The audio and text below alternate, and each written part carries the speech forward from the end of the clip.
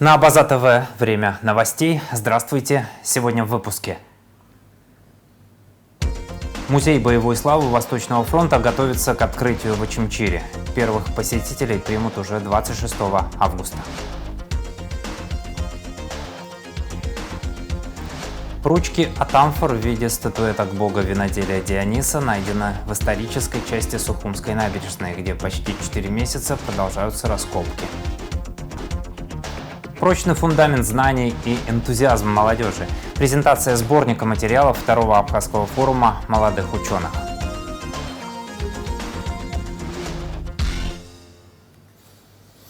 Глава МИД Абхазии Олег Барцец прокомментировал заявление Евросоюза по случаю заседания Народного собрания Сирии, отметив, что давление на страны, признавшие суверенитет Абхазии, не новость.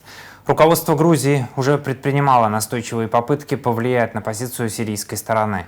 Также были попытки через руководство Турции добиться желаемого результата.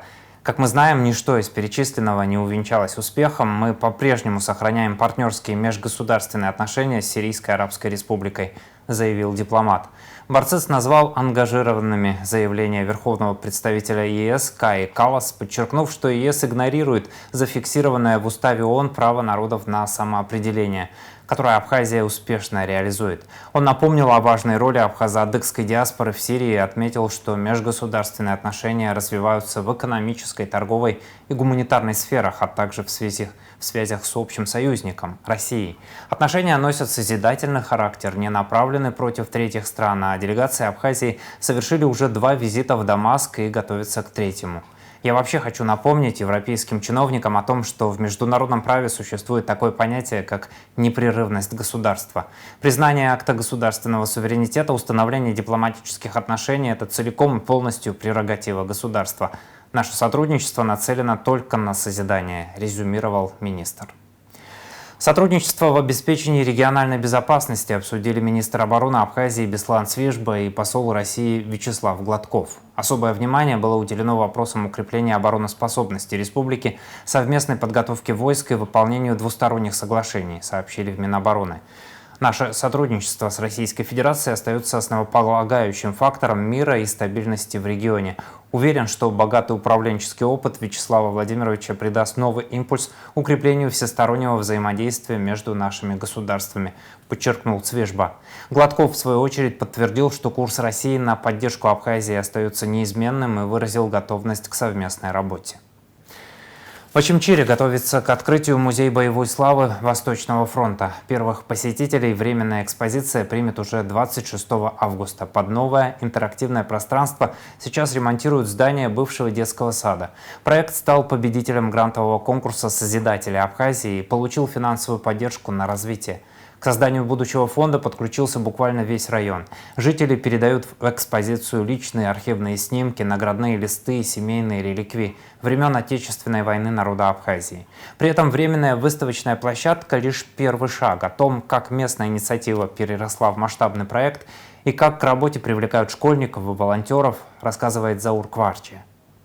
В Очимчире создают музей боевой славы Восточного фронта. Эта идея зародилась в местном отделе образования еще в 2022 году, а сегодня переросла в большой районный проект. К нему уже подключились администрация, ветераны, учителя, архитекторы и молодежь. И вот эта идеологическая работа, которая нами проводится отделом образования, она именно была направлена на патриотическое воспитание. И как только Беслан Владимирович Бегвава стал в должности главы администрации района, такая идея родилась, чтобы все-таки построить большой музей боевой славы. И этот проект реализуется при поддержке фонда президентских грантов. И мы стали победителями Созидателей Абхазии. И наш проект называется Очимчирский музей боевой славы Восточный фронт. Сейчас мы стоим на месте именно строительства будущего большого музея, который уже объявлен, и в 2026 году начинается строительство. Главное здание музея построят в самом центре города на площади Сергея Багапши. Закладной камень здесь установили к 80-летию первого президента Владислава Арзенба. Основное строительство запланировано по госпрограмме правительства на 26 год. Архитектурные проекты и концепцию будущего здания сейчас завершают согласовывать. В этом году обещали, что начнут строительство. Ну, наверное, в ближайший уже год-два будет у нас радовать всех наших жителей и гостей, и всех, кто неравнодушен к нашей истории и любит нашу страну, современный музей боевой славы. Место выбрали не случайно. Музей станет частью единого мемориального комплекса вместе с памятником погибшим героям и строящейся часовней. Это является центром города Очимчира. Здесь площадь Сергея Васильевича Багапш. И находится у нас памятник Отечественной войны народа Абхазии 92-93 года. И позади строится часовня, которую строит Даур Цвижба. Это вот строится тоже посвященный памяти погибшим. Но первыми экспонатами жители и гости района смогут любоваться гораздо раньше. Уже 26 августа открывается временная выставочная площадка. Для нее сейчас ремонтируют здание бывшего детского сада. Проект «Очимчирский музей боевой славы. Восточный фронт» выиграл грантовый конкурс созидателя Абхазии и получил 5 миллионов рублей от Российского фонда президентских грантов. С ремонтом помогает районная администрация во главе с Алхасом Кация и меценаты, а разработку дизайн-проекта доверили студии Аббас Архитектс Мадины Чкотуа, которая согласилась приступить к работе без предоплаты. Новое пространство задумывают как современный интерактивный центр с лекториями и мультимедийными зонами. Это для того, чтобы привлекать больше молодежи, чтобы проводить здесь различные встречи, лектории, встречи с ветеранами проводить разные темы, то есть документальную хронику детям показывать, чтобы привлечь ребят, а так как современный сегодня молодой человек, он хорошо, и для него это очень важно, чтобы это была интерактив и техника, и он погружается во все это, чтобы привлечь все школы района, мы сделали так. К работе подключились жители всех сел Очимчирского района. Семьи отдают в фонд личные реликвии, наградные листы и фронтовые снимки. Особое место в проекте занимает молодежь. Школьники не только помогают собирать семейные архивы, но и готовятся проводить здесь первые экскурсии. Мы сделали это так по проекту, чтобы он такой был живой, живая история, собрана именно детьми, молодежью. И это их детище, которое они сами создавали. И также в каждом селе у нас есть волонтеры, ребята, мы их обучаем. То есть в команде у нас, получается, нас 4 человека. Это Светлана Сарапионовна, она директор школы МОК, и она работала у нас в отделе образования, это тоже не просто так. Анна Хорхумал у нас работает в школе, она также принимала участие, когда мы проводили мероприятия по увековечиванию памяти добровольцев. И Кирилл у нас Казнафир Аглы, который работает организатором по воспитательной работе, он также является историком. И сейчас вот мы все вместе взаимодействуем и работаем с молодежью, собираем все эти материалы. И вот эти волонтеры в будущем мы их обучаем для того, чтобы они работали вот в качестве экскурсоводов и помогали нам вести эту работу, помогали организовывать встречи с ветеранами. Сбором и проверкой материалов занимаются профессионально. Документы и оперативные карты передают Министерство обороны, ветеранские организации и музеи республики. А чтобы грамотно построить экспозицию и работать с фондами, команда проекта прошла стажировку в Московском музее Победы, где изучила современные методы оцифровки архивов. Вот уже получили у нас сертификаты, Светлана Сарапионовна, и 3 сертификата у нас есть.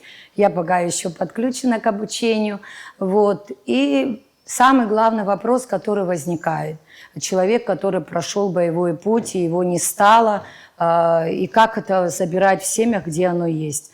Мы проходим еще стажировку, я ездила в Архангельск, и нам посоветовали, что нужно договариваться с родителями. На определенное время мы заключаем с ними договор, что мы можем на месяц взять, на 3 месяца, на полгода. И мы обязуемся это вернуть в том виде, в том сохранном виде, в котором они нам передавали. И когда человек уже привыкает к этой мысли, что все нормально, он в принципе не отдает часть себя, то они начинают доверять и оставлять в этом музее. Как историю героев наших ребят, которые пожертвовали свою жизнь ради того, чтобы сегодня мы жили. И мы вот делаем все для того, чтобы эту память сохранить и передавать. Открытие Временного музея 26 августа станет первым шагом к укоренению памяти о героях Восточного фронта. А через несколько лет в Ачимчире заработает уже полноценный мемориальный и просветительский комплекс. Заур Кварджа, Владимир Капуза, Абаза ТВ. 23 вопроса повестки дня рассмотрят депутаты Народного собрания на своем заседании.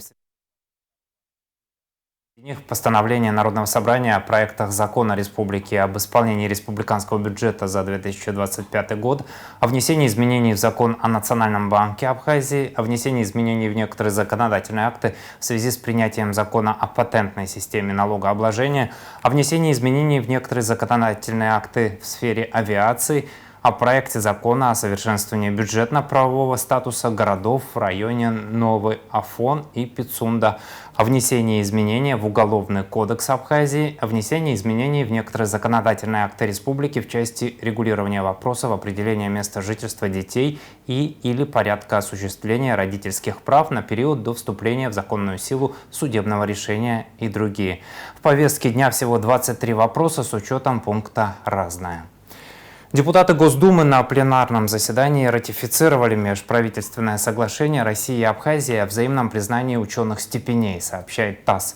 Документ на рассмотрение Палаты парламента внес российский Кабмин. Соглашение было подписано 18 декабря 2025 года в Москве. Как отмечается в пояснительной записке, положение соглашения регулирует взаимное признание ученых степеней, присужденных в России и Абхазии, что позволит их обладателям иметь необходимые права для продолжения обучения и работы в обеих странах.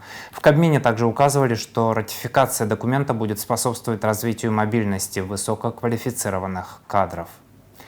Презентация сборника материалов второго Абхазского форума молодых ученых прошла в конференц-зале Ботанического института. Подробнее в материале Алисы Адлиба. Презентация сборника материалов второго Абхазского форума молодых ученых стала важной площадкой для обменов опытом и подведения итогов научной работы подрастающего поколения исследователей. Организаторы отмечают, что в сборник вошли труды начинающих исследователей, которые уже сейчас показывают серьезный, подготовленный подход к науке. Сегодня мы представляем сборник, вобравший в себя лучшие работы участников второго форума. Это не просто подведение итогов, это фиксация состояния современной абхазской науки глазами ее молодых исследований. Темы, затронутые в статьях, охватывают широкий спектр разных направлений, от гуманитарных до естественных наук. Многие из них имеют прямое прикладное значение. Участие в таких форумах дает молодым исследователям уникальный шанс взаимодействовать с коллегами не только из Абхазии, но и из-за рубежа. Это возможность получать актуальные данные, обмениваться информацией и расширять горизонты своей научной деятельности, рассказывает молодой ученый Рашид Цвижба. Соответственно, в 2024 году прошел второй Абхазский форум молодых ученых, в котором я принимал участие. Тема моего доклада и статьи – это листостебельные мхи Абхазии, которыми я занимаюсь с 2016 года и по сей день. На данный момент учусь в аспирантуре и, соответственно, пишу кандидатскую тему по мхам Абхазии. В частности, это будет растительность мхообразных Абхазий. Во-первых, это апробация работы, это один из важных этапов при защите кандидатской диссертации. Ну и во-вторых, конечно, это, я считаю, что большая оценка труда, когда вот твоя статья, твой, в принципе, доклад выходит в сборник, и, в принципе,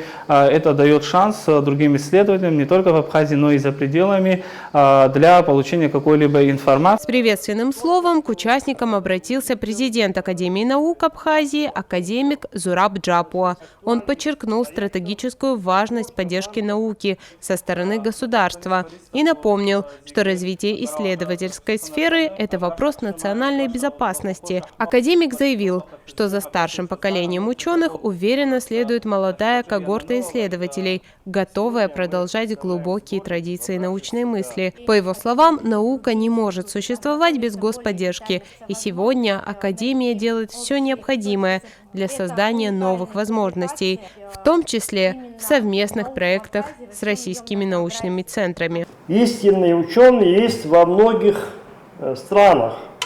Они и создают, и развивают науку. Потому что эта презентация для нас особенная. Подчеркиваю, она особенная. Во-первых, мы хотим поделиться с руководством страны нашей радостью, рассказать им об одном важнейшем проекте Академии наук Абхазии, связанном с развитием науки в Абхазии. Во-вторых, хотим обратить их внимание на то, что сейчас, когда формируется государственный бюджет Республики Абхазия на 2027 год, на предстоящие научные мероприятия необходимо обратить особое внимание. О важности и преемственности поколений говорил и директор Института стратегических исследований и международных отношений АНА, академик Вячеслав Чирикба. Он обратил внимание на то, что спектр научных интересов абхазской молодежи широк, от гуманитарных и естественных до медицинских дисциплин. Академик подчеркнул, что общая задача старших коллег – сделать так, чтобы труд молодых ученых был максимально комфортным и обеспеченным, и самое главное – нужным и востребовательным обществом. Я преподаю уже давно в Абхазском университете, и хочу сказать о том, что по сравнению с тем, что, скажем, было вот в советское время, молодежь не очень охотно идет в науку, поскольку это связано, конечно, с материальными соображениями. Вот. И когда люди идут в науку, молодые люди, это все-таки подвижники, которые знают, на что они идут, с какими трудностями они будут сталкиваться. Очень важная работа, мне кажется, по социолингвистике. Это первые работы, одни из первых работ по социолингвистике. Две наши замечательные специалисты по абхазскому, по социолингвистике, Любовь Цвейба и Астан Дахуба, писали работу о смене кода. Смена кода – это когда люди говорят на одном языке, а потом переключаются на другой язык и обратно. Таким образом, презентация сборника стала не просто отчетным мероприятием, а ярким свидетельством того, что у абхазской академической науки есть будущее, опирающееся на прочный фундамент знаний и энтузиазм молодежи. Алиса Адлиба, Владимир Капуза, Абаза ТВ. Отметим, что заседание, то есть презентация сборника материалов второго Абхазского форума молодых ученых прошла с участием вице-премьера Майи Цибулевской. Почти 4 месяца продолжаются раскопки в исторической части Сухумской набережной. За это время археологам удалось найти тысячи артефактов. Последние находки – ручки от амфор в виде статуэток бога виноделия Диониса. Их обнаружили студенты и волонтеры, которые работают сейчас, не давая работе остановиться, пока ожидается финансовая помощь. Подробности в репортаже Марианны Котовой. Вновь мы на Сухумской набережной, в ее исторической части, там, где продолжаются раскопки. Вот уже 4 месяца археологи, историки продолжают поиски артефактов, которые свидетельствуют о той истории, которая происходила здесь. Руководитель раскопок Алик Николаевич Габилия нам расскажет, что сейчас конкретно происходит на набережной Сухумской. Вы не раз были свидетелем того, что уже около 4 месяцев мы проводим здесь раскопки. Вообще площадь раскопок более 1500 метров. Мы разбили на участки, на этапы, на участки. И, к сожалению, первые 2 месяца погодные условия были очень сложные, и нам не удавалось в полной мере работать. Вот. Но потом погоды восстановились, и мы продолжили работать. За это время найдено большое количество, огромное количество. Это десятки тысяч находок. Последние 2 недели, в принципе, раскопки наши проводятся благодаря студентам и волонтеров. Но должен сказать о том, что есть перебой в финансировании, и мы вынуждены были распустить рабочих до следующего этапа финансирования. И сейчас вот у нас работают студенты. Отправимся к студентам, поспрашиваем у них, что интересного они смогли отыскать за это время. Сколько они уже находятся на практике? Ну, около месяца. Более 50 студентов и волонтеры, в том числе, занимаются раскопками в период, когда финансирование приостановлено. Сейчас мы узнаем у ребят, что интересного им удалось отыскать за то время, которое они здесь работают. Ульяна, расскажи, пожалуйста, что ты здесь интересного нашла? Большой осколок амфоры. Также здесь были найдены статуэтки. Например, вот наш юный волонтер, он нашел статуэтку Диониса. Для студентов исторического факультета это не просто времяпрепровождение летом, это практика, которая зачтется им в учебе, а еще станет очень хорошим опытом в карьере. Амина, студентка какого курса? Первого курса исторического факультета. Расскажи, вот для тебя сегодня, что значит участие в таких масштабных раскопках? Ну, первый день практики, это является обязательным для нас, считается 5 дней практики. Как ты думаешь, ты задержишься больше, чем на 5 дней? Или вот 5 дней свои отработаешь практики и пойдешь отдыхать на море? Ну, это, скорее всего, уже будет видно завтра, потому что пока не могу сказать. Одни из самых интересных находок последних дней – это вот такие скульптуры Бахуса. Им украшали ручки амфоры для вина. По словам историков, они относятся к римскому времени. Олег Николаевич, чем интересны и конкретно вот эти статуэтки? Это ручки сосудов для винопития, по всей видимости. Так что наши виноделы могут заинтересоваться. Мы готовы дать им возможность сделать после обработки копий. Как я понимаю, ваши сроки здесь уже не ограничены. То есть у вас нет дедлайна, к которому вам нужно завершить здесь работы? В принципе, да. Наши строители поняли о том, что торопить нас не то, что нет смысла, и неправильно. И у нас такая возможность, я думаю, будет продолжить работы почти все лето. На самом деле нужно финансирование для того, чтобы мы могли бы более быстрыми темпами проводить раскопки. А сил у нас хватает. То есть археологов, волонтеров. Ну, нужно еще привлечь профессиональных рабочих. А кто вас финансировал до этих пор? Диаспора, московская диаспора, которая взяла ответственность за благоустройство этого участка, администрация города. И вы, наверное, слышали о том, что депутаты парламента тоже поддержали наши работы. Ну, в последнее время я обратился к президенту, и президент поддержать наши работы, очередной этап финансирования. Мы вот ждем вот этого финансирования. А пока финансирование приостановлено, в основном работы здесь ведут студенты и волонтеры.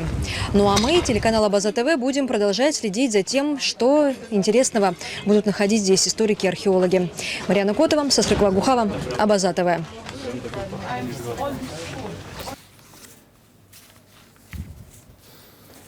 Семейный архив. Абхазские истории, письма, документы. Проект под таким названием стартует на Абаза ТВ. Это истории свидетельства прошедшей эпохи через судьбы конкретных людей, их семей, радостей и трагедий. Это еще одна возможность сохранить память поколений. Новый цикл открывает история семьи Ждановых, которые живут в Абхазии с 1932 года.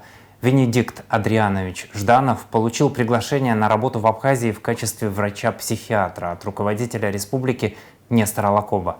О том, как сложилась судьба первого в Абхазии психиатра, какую он создал семью и какие заложил в ней традиции, смотрите в первом очерке «История семьи Ждановых». Автор проекта – журналист Лиана Ипшноу, режиссер Виола Кокоскер. В 1932 году Венедикту Жданову пришло письмо из Абхазии с приглашением на работу в качестве врача-психиатра и предложением возглавить психиатрическую службу, которой не было в республике до этого времени. По семейным рассказам приглашение поступило от руководителя Абхазии Нестора Лакоба.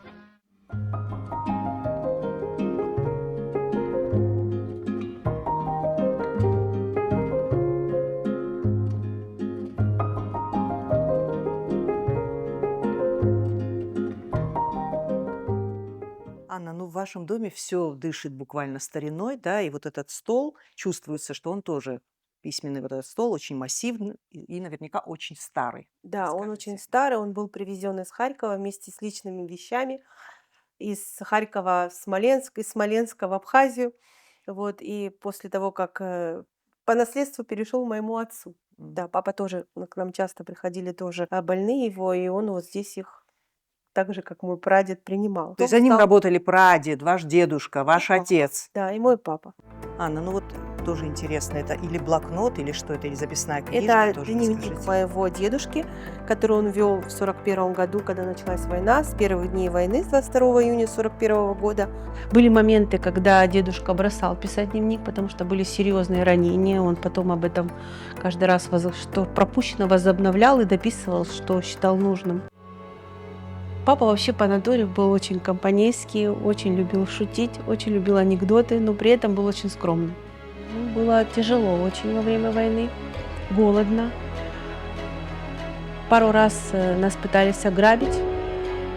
А в каком смысле ограбить? Ну, первые же дни войны ходили гвардейцы и заходили в дома и грабили. Историю своей семьи и традиций, заложенных в ней, она не только бережно хранит, но и делится ими. Вот уже около 2 лет Анна Жданова принимает у себя гостей с прогулки по Старому Сухуму.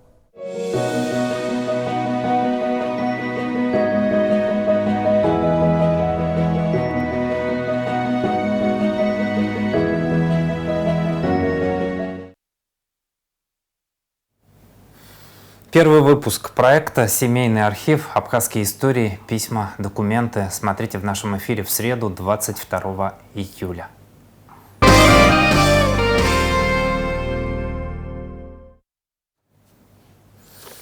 Около 1700 абонентов в Сухуме осталось подключить к новым электросчетчикам, сообщил в интервью «Радио Спутник» гендиректор Черноморэнерго Тимур Джинджоли. По его словам, установка новых счетчиков уже дала заметный результат. Количество ежемесячных оплат за электроэнергию в столице выросло почти втрое, с 5-6 тысяч до примерно 15 тысяч. Кроме того, в июне собираемость платежей достигла 109%.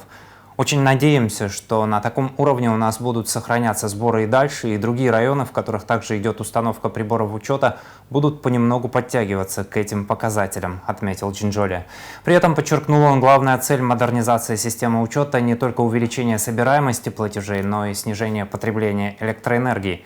По словам руководителя Черноморэнерго, после установки новых счетчиков жители начинают экономнее расходовать электричество, что уменьшает нагрузку на сети, снижает количество аварий и затраты на их устранение. Черноморэнерго напоминает о необходимости своевременной оплаты за электроэнергию и отмечает, что будут проводиться отключения за неуплату.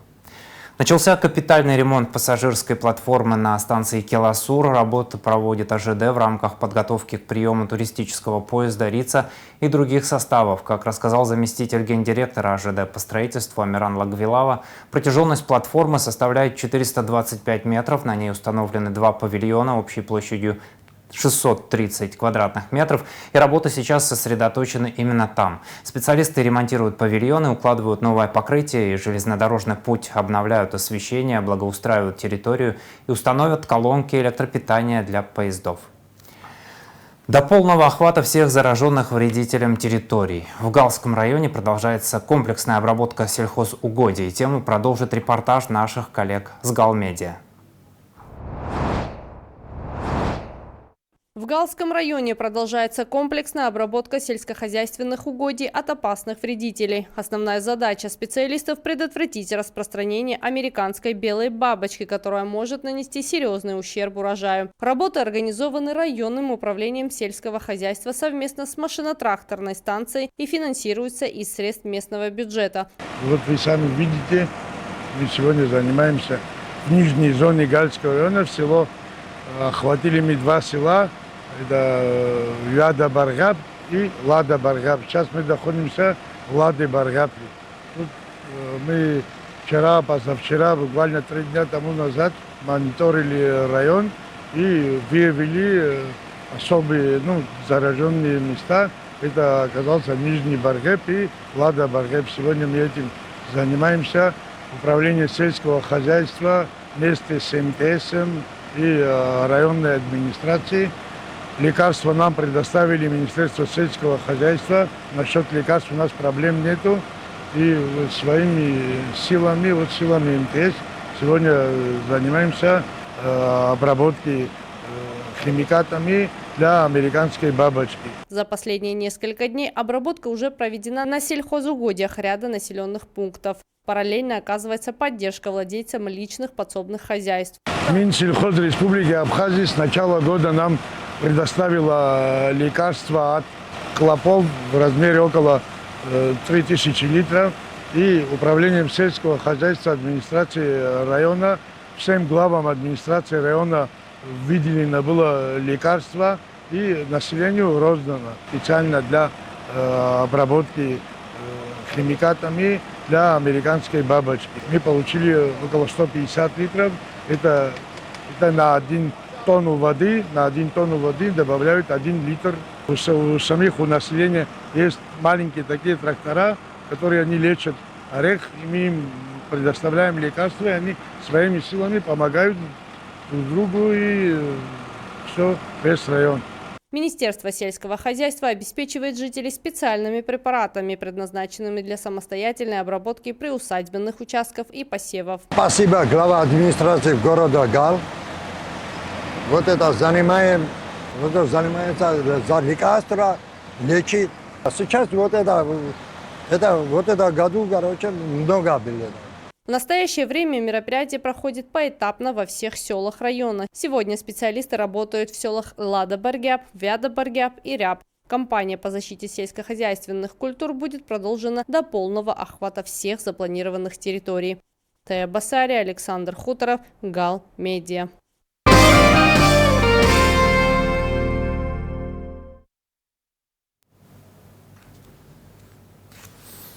24-й музыкальный фестиваль «Хибла Герзмава» приглашает, торжественно откроется 2 августа на площади у Абхазского государственного драмтеатра в Сухуме. Проект реализуется при поддержке Министерства культуры России и Президентского фонда культурных инициатив.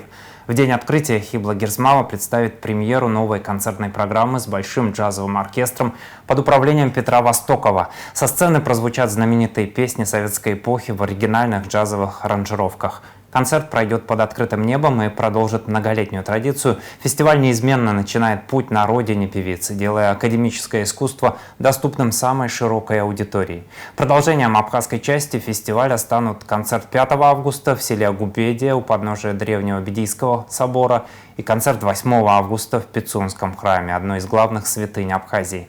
Этот вечер будет посвящен памяти выдающегося педагога Жозефины Бумбуриди, воспитавшей не одно поколение певцов и сыгравшей особую роль в творческой судьбе Хиблы Герзмава. Группа «Анатрио» представит Республику Абхазия на 21-м международном фестивале-конкурсе народного творчества «Хрустальный ключ» 25 июля в деревне Сартаково Нижегородской области. На открытой площадке музейно-выставочного комплекса Березаполье состоится 21-й международный фестиваль-конкурс народного творчества «Хрустальный ключ». За более чем 20-летнюю историю фестиваля его участниками стали свыше 450 творческих коллективов из Нижегородской области, различных регионов России, а также стран ближнего и дальнего зарубежья, включая Беларусь, Сербию, Казахстан, Узбекистан, Иран, Вьетнам, Бангладеш и Мадагаскар. В этом году Республику Абхазия на международном фестивале представит группа «Анатрио». Делегация Абхазии отправилась на форум «Территория смыслов». Отправление прошло от площади Совмина. 5 представителей молодежных организаций и активисты в сфере молодежной политики отправились на смену единства, которая пройдет в Сенеже с 20 по 24 июля. Представители делегации подчеркнули, что одна из главных целей для них – достойно представить Абхазию и рассказать о республике в лучшем свете. На самом деле очень интересная тема, очень интересное направление.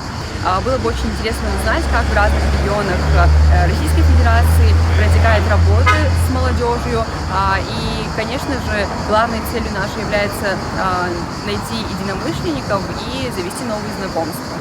Хорошо воздействует на развитие молодежной политики не только в Абхазии, но и что касаемо какого-то международного взаимодействия, так как мы иностранные граждане и по большей части на таких форумах мы контактируем с ребятами, которые находятся и проживают именно в Российской Федерации.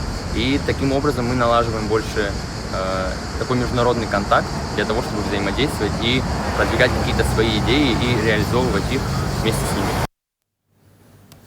Находящиеся на гастролях в Абхазии артисты Росгосцирка выступили для военнослужащих 7-й российской военной базы в Гудауте и их семей, передает корреспондент «Спутник». Представление было приурочено к 108-летию со дня создания Краснодарской краснознаменной орденов Кутузова и Жукова военной базы. В рамках программы «Магия цирка» зрителей веселили акробаты, жонглер, клоун, а также шимпанзе Луна и попугаи. В благодарность для артистов и зрителей военные развернули полевую кухню. Их угощали гречневой кашей, чаем и соками. В завершение вечера на сцене базы прошел праздничный музыкальный концерт с участием военного оркестра. Сейчас о погоде.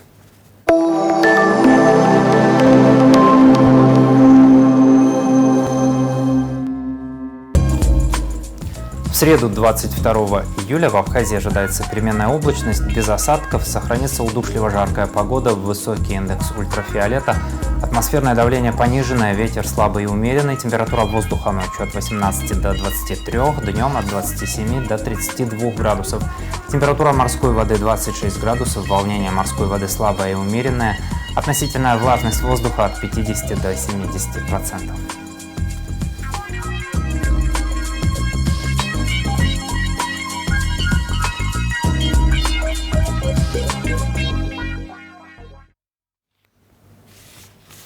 На этом пока все. За развитием событий следите вместе с нами. До новых встреч на Абаза ТВ.